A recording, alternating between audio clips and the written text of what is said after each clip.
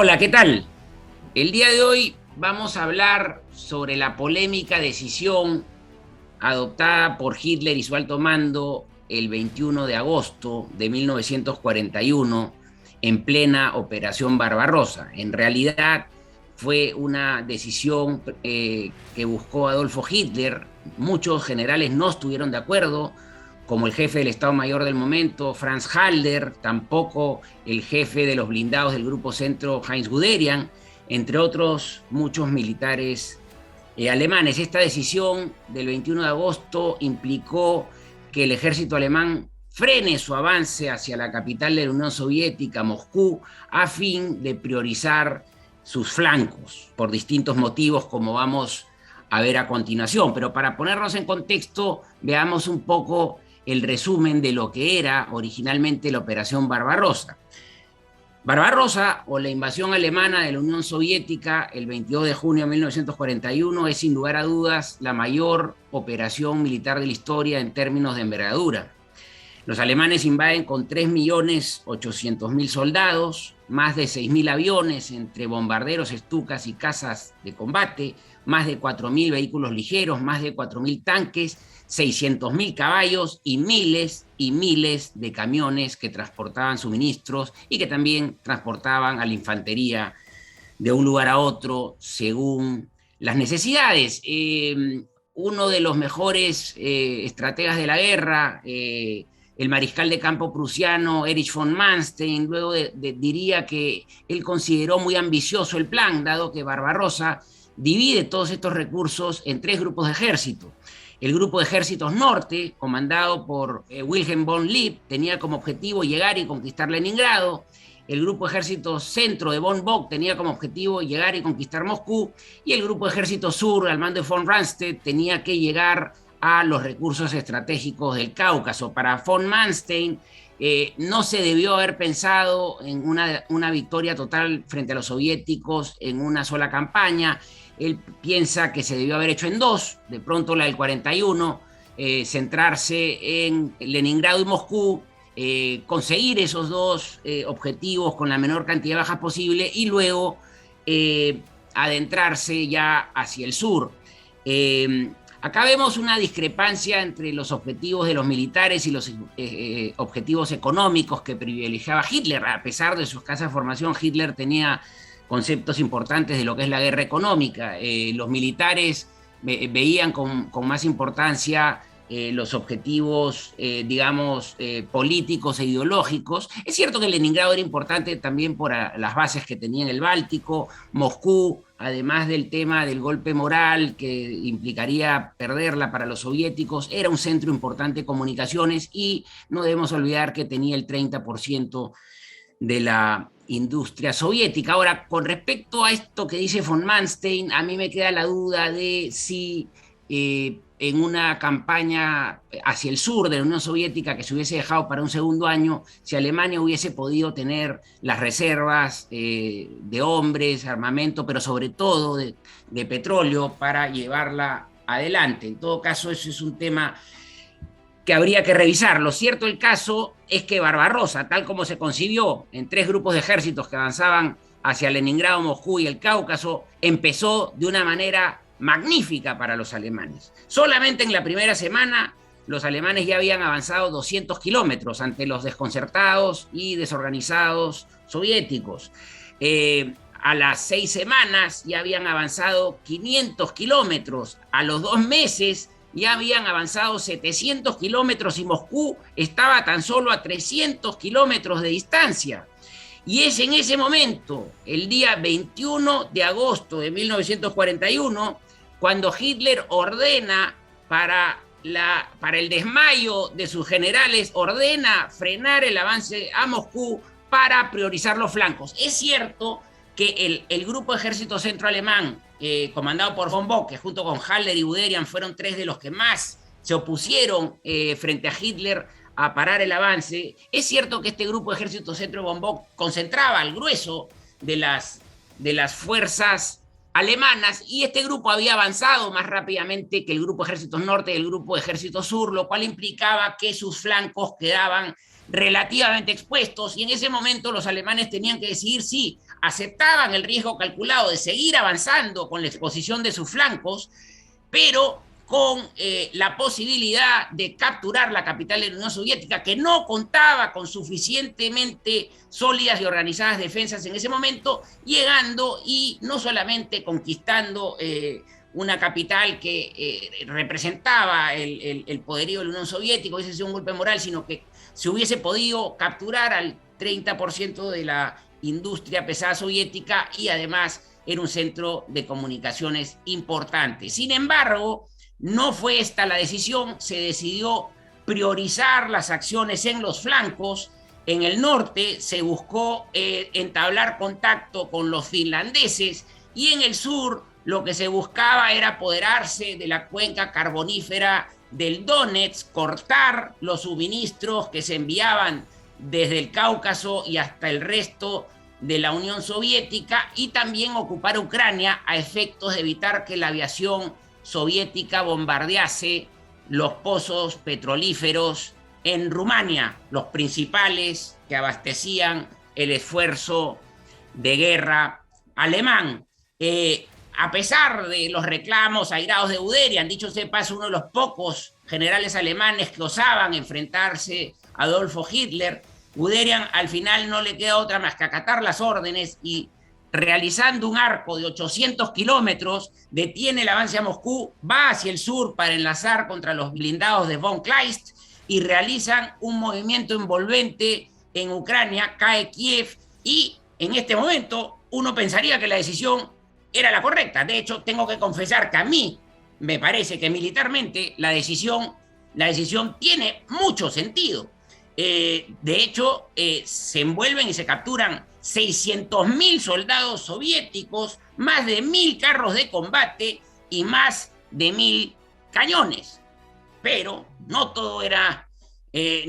eran buenas noticias para los alemanes. Lo cierto del caso es que en estos momentos Leningrado no había caído, estaba cercada, pero seguía resistiendo. Moscú seguía a 300 kilómetros de distancia, y el avance en el Cáucaso era desesperadamente lento. En estos 2 meses en que se detuvo el avance a Moscú, Stalin logró trasladar la mayor parte de la industria pesada de la capital hacia los Urales, un despliegue que se inicia el 10 de octubre, y para cuando los alemanes estaban a 50 kilómetros más o menos de la capital, ya prácticamente toda la industria pesada soviética estaba a buen recaudo. Además, Stalin había logrado concentrar, a pesar de haber tenido 2,5 millones de bajas de hombres, y a pesar de haber perdido casi 2/3 de su aviación y 2/3 de sus vehículos blindados, Stalin logra reunir una fuerza bien armada de 1 millón de hombres y con suficiente potencia artillera y suficientes carros de combate, no solamente para plantar una defensa seria en Moscú, sino también para pasar a la contraofensiva. Acá hubo un dato importante, clave diría yo, y es que un espía soviético en Tokio había confirmado de que los japoneses no iban a atacar por el este, y esto le permitió a Stalin traer a sus divisiones siberianas que protegían su extremo oriente a efecto de concentrar todo su esfuerzo contra los alemanes. Los alemanes, luego de haber protegido sus flancos y ya habiendo estabilizado todo el frente en prácticamente una línea recta que iba desde Leningrado hasta Crimea, reanudan el 2 de octubre el avance hacia la capital. Pero el ejército, luego de todos los días transcurridos de campaña, estaban desgastados, y vino el otoño con unas lluvias torrenciales que detuvieron el avance, se atascaban los vehículos en los caminos, y luego, sin embargo, ya con el invierno, los alemanes sufrieron el no tener los implementos adecuados, pero por otro lado, el invierno hizo que los caminos se pusieran duros, y esto permitió nuevamente el avance hacia Moscú. De hecho, los alemanes rompen el frente soviético una vez más, pero ya los avances no van a ser a la velocidad de antes, y de hecho finalmente el 5 de diciembre de 1941 los alemanes son finalmente detenidos cuando el grueso del grupo de ejército centroalemán estaba a unos 41 kilómetros de Moscú. Se sabe que algunas unidades de avanzada alemanas llegaron hasta 22 kilómetros, Es decir, estaban en los suburbios de Moscú. Estas unidades que llegaron a 22 kilómetros tuvieron que regresar, ya que no recibieron los refuerzos requeridos, tuvieron que regresar a las líneas alemanas luego de que se detiene el avance. Ahora,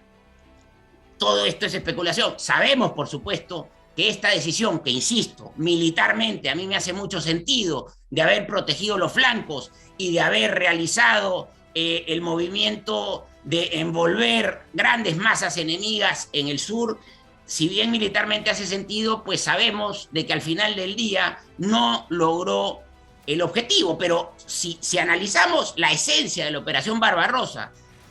cuya principal idea, su principal objetivo era rodear y destruir al íntegro de los ejércitos enemigos, pues hacía mucho sentido. Por otro lado estaba la visión de la guerra económica de Hitler y tenía sentido también priorizar los recursos del sur, no solamente para la propia Alemania, que los necesitaba desesperadamente para su ejército y su población civil, y también para toda la Europa continental ya ocupada por Alemania. Recordemos que Alemania, deficitaria en temas alimenticios y en temas de algunas materias primas como el petróleo, había ido conquistando otras naciones que también eran deficitarias en estos aspectos. Por lo tanto,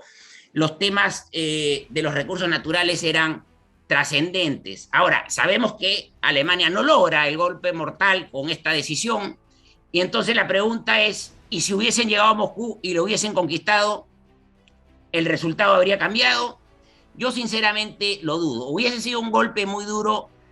para los soviéticos, qué duda cabe, pero yo creo que los soviéticos tenían, más allá de perder o no Moscú, la capacidad de seguir reclutando soldados. Hay historiadores que ya han demostrado que los soviéticos llegan a reclutar hasta 34 millones de soldados a lo largo de todo el conflicto. Claro, no al mismo tiempo, lo máximo que tuvieron en un mismo periodo creo que fueron alrededor de 13 millones, pero no solamente eso, sino que habían demostrado que tenían la capacidad, por supuesto, en gran parte por la ayuda norteamericana, pero también en parte por el desarrollo industrial propio, que tenían la capacidad no solamente de reclutar, sino de armar a esos nuevos reclutas. Por ejemplo, un dato importante a saber es que los soviéticos logran duplicar sus tropas entre el 22 de junio, día de la invasión Barbarosa, y el mes de agosto. Entonces, ya con las industrias pesadas atrás de los Urales, con esta capacidad de reclutamiento de la Unión Soviética y con esta capacidad y por supuesto con la ayuda norteamericana, esta posibilidad de seguir produciendo suficientes armas, yo creo que la captura de Moscú no necesariamente hubiese implicado una victoria total para Alemania, la cual requería necesariamente de la destrucción de los ejércitos soviéticos, algo realmente utópico, pero de pronto, si el foco se hubiese centrado desde el inicio en el sur, no solamente capturando los recursos que se necesitaban, sino impidiendo que estos recursos sean utilizados por la maquinaria de guerra soviética, mermando de esa forma la capacidad soviética de seguir adelante con la guerra y, en una situación de fuerza, quién sabe, llegar a un acuerdo favorable de armisticio. En todo caso, todo esto queda para la especulación. Nunca sabremos qué hubiese pasado. Lo cierto del caso, sin embargo, y claro, muchos hacen el paralelo con Napoleón y dicen, bueno, Napoleón sí conquistó Moscú y no le sirvió de nada. Pero también hay que notar, cuando se hacen estas comparaciones, que la situación no era exactamente igual, porque Napoleón llega a Moscú, pero el ejército soviético, más allá de haber sido derrotado en Borodino, todavía estaba prácticamente intacto. En este caso, si Alemania hubiese avanzado directo a Moscú, el ejército soviético estaba, en ese momento, antes de tener estos 2 meses para reorganizarse, estaba francamente golpeado. Ahora, también, comparando con Napoleón, simplemente, digamos, el grande arme francés se desmorona y la campaña francesa termina siendo un absoluto desastre en aquel año de 1812. Los alemanes, sin embargo, demostraron que tenían recursos y Hitler, desoyendo nuevamente a sus generales que le pidieron retroceder hasta los cuarteles de invierno de ser necesario para volver a esperar el siguiente otoño para pasar, la siguiente primavera para pasar nuevamente la ofensiva, iba a ser la del 42. Hitler insistió en no ceder ni un solo metro cuadrado y la Wehrmacht, hay que decirlo, fue relativamente exitosa en mantener todo el frente que había logrado conquistar en Barbarossa, y esta guerra que los alemanes pensaron que iba a ser meteórica, que se iba a ganar en menos 6 meses, terminaría siendo una guerra de desgaste que duraría 4 años y que sin lugar a dudas ha sido el conflicto más colosal, más destructivo y más mortífero en términos de destrucción y de bajas, tanto civiles como militares, en ambos lados. Muchas gracias.